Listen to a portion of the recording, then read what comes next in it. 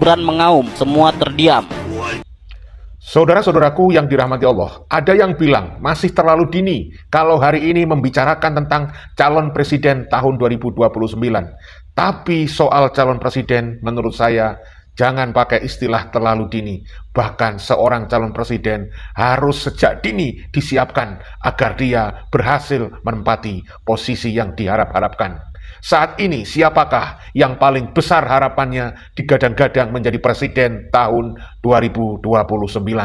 Ada yang bilang Deddy Mulyadi, ada yang bilang masih Prabowo Subianto, tetapi yang paling kuat yang diduga akan menjadi calon presiden yang paling diharapkan di tahun 2029 adalah Gibran Raka Buming Raka. Mungkin Anda tidak pernah menyangka, tetapi faktanya seperti itu. Ketika Bapak Prabowo Subianto, kalau tidak ada Mas Gibran, mana mungkin dia bisa naik takhta? Kalian tahu sendiri, 2 kali Prabowo Subianto bertarung dengan Jokowi. 2 kali itu pula dia terkapar dan kalah. Lalu Pak Jokowi dengan baik hati mengambil Pak Prabowo menjadi pembantunya, menjadi salah satu menterinya. Lalu beliau juga mempersiapkan Prabowo Subianto bersama Gibran Raka Buming Raka untuk bersanding menjadi sepasang pemimpin nasional, menjadi presiden dan wakil presiden. Presiden dipilih adalah Prabowo dan wakilnya dengan segala dinamika pro dan kontranya, dan terpilihlah Gibran Raka Buming Raka. Jadi dengan pengalaman dia sebagai wali kota Solo dan sekarang menjadi wakil presiden, lengkap sudah sosok Gibran Raka Buming Raka sangat layak menjadi calon presiden yang paling kuat digadang-gadang di tahun 2029. Bukan Deddy Mulyadi. Walaupun Deddy Mulyadi dengan menjadi konten kreator, dengan menjadi YouTuber, dia bisa terkenal untuk bisa pencitraan. Tetapi pencitraan yang dilakukan Kang Deddy Mulyadi pada akhirnya dibaca oleh masyarakat bahwa di balik itu ada ketidakjujuran dari Deddy Mulyadi. Ada banyak orang yang dalam tanda petik tertipu dengan tampilan Deddy Mulyadi. Mungkin Anda tidak terima ketika saya bilang Deddy Mulyadi pelit, tetapi faktanya dia men-take down video-video yang dia tayangkan di channel YouTube-nya yang dipakai oleh konten kreator lain. Oleh karena itu benarlah Deddy Mulyadi adalah seorang YouTuber, seorang konten kreator. Dia bukan seorang pejabat yang memiliki sifat seorang negarawan. Kalau dia seorang pejabat yang memiliki sikap negarawan, maka harusnya dia mengikhlaskan video-videonya dipakai oleh konten kreator lain. Tidak perlu kemudian men-take down-nya. Dan ini dilakukan oleh para tokoh nasional, oleh para kiai. Mereka videonya ikhlas dipakai oleh siapapun, disiarkan ulang oleh siapapun.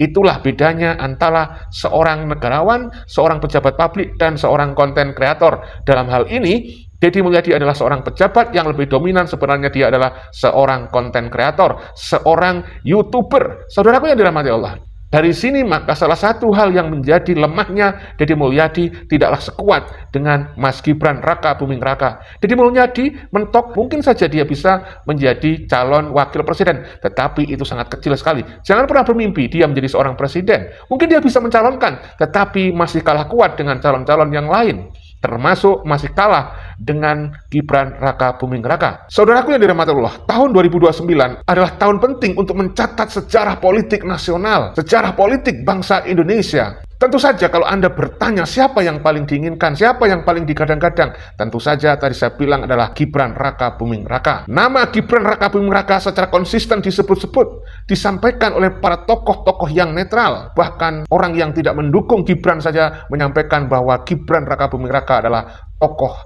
generasi muda yang kuat, yang layak untuk dijadikan sebagai presiden tahun 2029. Gibran tidak saja dia punya seorang ayah yang pernah menjadi presiden Republik Indonesia, tetapi secara pribadi dia punya kompetensi, punya pengalaman menjadi seorang pemimpin. Selain menjadi wali kota, adalah menjadi wakil presiden sebagai modal yang besar untuk menjadi presiden tahun 2029. Ketika Gibran dilihat oleh para pendukungnya hanya dijadikan sebagai pelengkap dan secara formalitas mendampingi Prabowo, maka pendukung Gibran banyak yang tidak terima. Prabowo dianggap tidak bisa berterima kasih karena dia menganggap tanpa Gibran, Prabowo tidak akan pernah bisa menjadi presiden. Tanpa dukungan Pak Jokowi, Prabowo tidak akan pernah terpilih menjadi Presiden Republik Indonesia. Mas Gibran saat ini dianggap sebagai pemimpin yang tegas, yang visioner, yang merakyat, dan sangat dekat dengan generasi muda. Ketika dia dianggap sebagai pelengkap dan formalitas, dia memanfaatkan kesempatan itu untuk belusukan di berbagai pelosok negeri untuk mengenali para warga yang membutuhkan kebijakan dan bantuannya. Mas Gibran sangat ingin mengembangkan UMKM dengan ciri khas digitalisasi, sehingga muncul istilah digitalisasi UMKM. Dia juga konsisten mendukung pendidikan karakter di negeri ini dengan mengembangkan teknologi. Elektabilitas Gibran dari hari ke hari berdasarkan berbagai lembaga survei terus mengalami peningkatan secara konsisten dan meninggalkan tokoh-tokoh lain yang juga digadang-gadang menjadi Presiden 2029.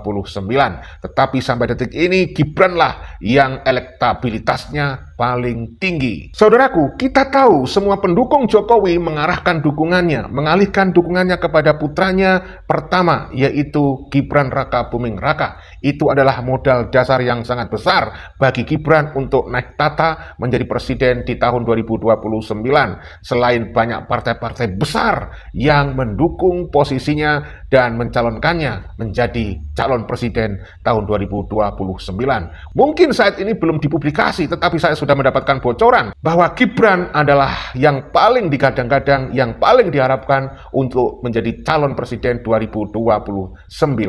Katanya IKN mangkrak, katanya IKN tidak dilanjutkan. Bapak Ibu yang saya hormati, warga Kalimantan, warga Dayak, pasukan merah, semua yang ada di sini, saya yakinkan sekali lagi, saya tegaskan sekali lagi, yang namanya IKN pasti akan dilanjutkan dan diselesaikan pembangunannya. Baru sebulan yang lalu saya mampir ke IKN.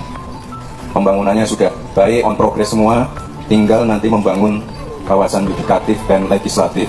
Jadi IKN ini bukan hanya sekedar membangun istana, tetapi juga simbol, saya lagi simbol pemerataan pembangunan yang tidak lagi Jawa sentris. Nah, saudaraku, bagaimana pendapat Anda? Kami yang menyajikan, Anda yang menyimpulkan. Silakan opini Anda ditulis di kolom komentar. Salam persaudaraan, merdeka, merdeka, Indonesia Jaya, sejahtera, NKRI, harga mati, NKRI Jaya.